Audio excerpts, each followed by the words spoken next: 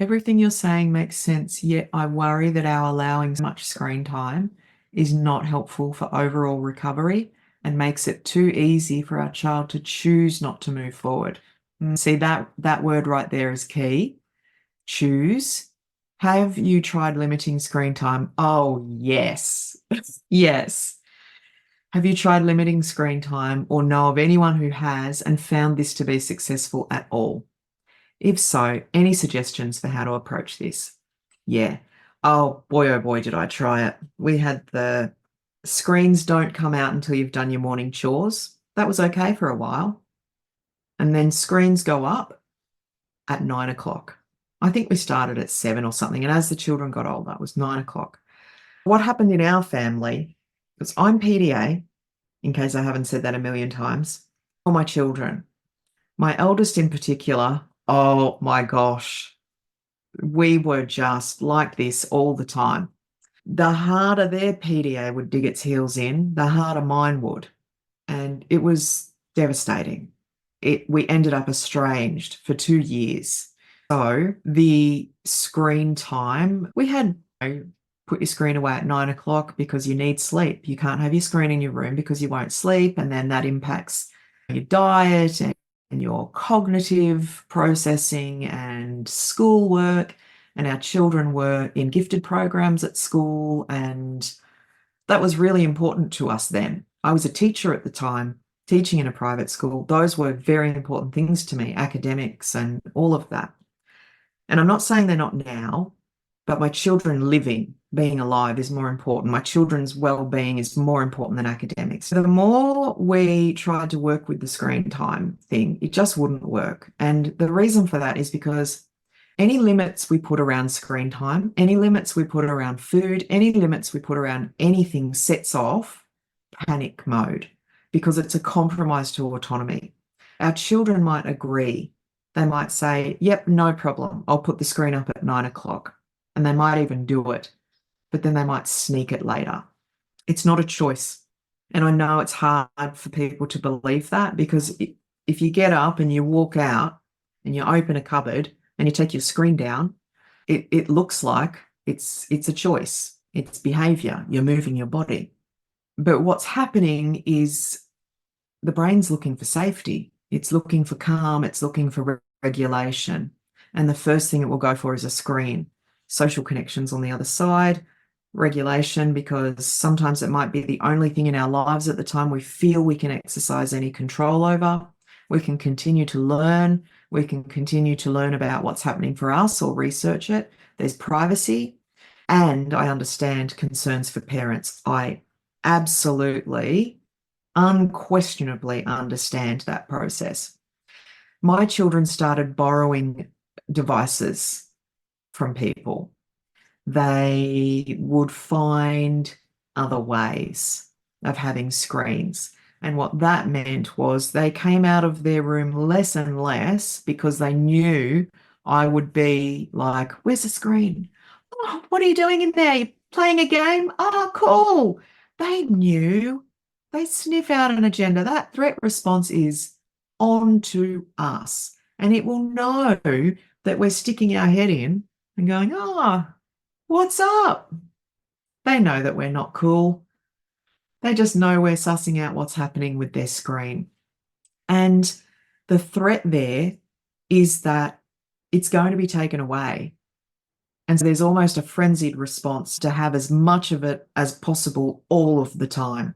Now, if we think about dieting, if you take chocolate and you tell someone who loves chocolate, or maybe they just don't mind chocolate, don't mind, a bit partial to chocolate if you don't hardly mind, and someone says, you can only have this between 7 p.m. and 9 p.m., but you've got to do all these other things first. Or we just want you to spend an hour a day with the chocolate. For me as a PDA, I can't think about anything else.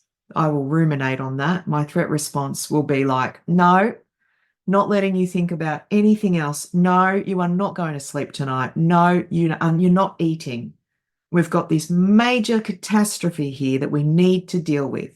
And it will be that I can't have my screen. And I may not even care that much, but my nervous system takes over and I take a back seat. My prefrontal cortex is gone and my primitive responses are there. And they will have me walk out and open a cupboard and get a screen if it means it reduces my anxiety and makes me feel calm. Sometimes parents will think that by going low demand, or whatever language we use around it, we're creating this setup where our children, it's just too easy. We're enabling them, where they're constantly on their screens and not doing anything else. Sometimes what's happening is that there is this panic, this internalized panic. I don't know when someone's going to take this away. And again, it's not conscious. Otherwise, we wouldn't be in burnout. We wouldn't not be able to leave the house. What's happening is there is this internalized panic. Limited time with the screen, limited time with the screen. I need to, while I've got it, I've got to make the most of it. But yeah, we're on those devices nonstop because we know there's a limit, and a limit is a compromise to autonomy, and it sets off the threat response and sends us into a panic. And I know that it took me my entire life to realize this with many things. Food, that horrific cycle of disordered eating, because I would read something in a book that said, don't eat this or eat less of this, or someone would say, you're overweight, you should exercise. And the PDA response to that is resistance. Compromise to autonomy results in resistance.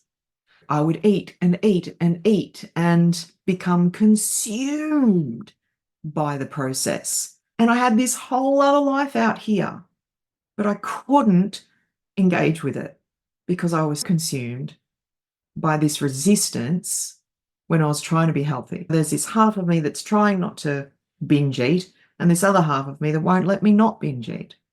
It's the same with screens. I can't speak to the experience of success around limiting anything for my children, but I know how gut-wrenchingly awful it was to throw in the towel and say, all right, I remember saying to my husband, we have tried absolutely everything. We've got nothing left. There's no professional that can give us anything new. We got nothing. We have to strip it back to basics, and we have to just try. We have to try whatever. And we did. We started to stop talking about screens and we let them use them. And they were awake nights on end on their screens. They were not coming out of their room. That's why I was taking food to them. I was taking clean clothes and putting them in their room that they would get changed. I would run a bath or a shower and put bath time crayons or beautiful bath bombs from Lush. I would do whatever I could to sustain whatever semblance of well-being I could in my children. And then after I stopped talking about it, doesn't mean I didn't worry about it and ruminate on it. After I stopped talking about it all the time, they started to come out. I mentioned this earlier. They'd come out and be at the table with us with their screen. And I hated it. But I let it go. And then they'd come out and watch a movie with us with their screen. And I hated it. But I let it go. And then over time, they didn't have to panic about screen time anymore because it wasn't, the novelty had worn off because they could have it anytime they wanted. They didn't need to be panicky about it anymore. So I hear you when you say it makes it too easy for our child to choose not to move forward. This is not a choice. It's not a choice. I know that our children are saying no. I know they might even say things like, oh, I could, but I don't want to. Even that is self-preservation. It's a form of not being vulnerable. It's a form of staying in control. We might pretend we're okay. We're not okay. We're really struggling. And there's no choice. If there was choice, we would choose the thing that preserved our well-being and engaged us with life. Nobody wants to be stuck in their room like that. It looks like we do. It looks like we're really comfortable, but it's miserable. And yeah, it's really hard. I'm there with you. I do understand that experience.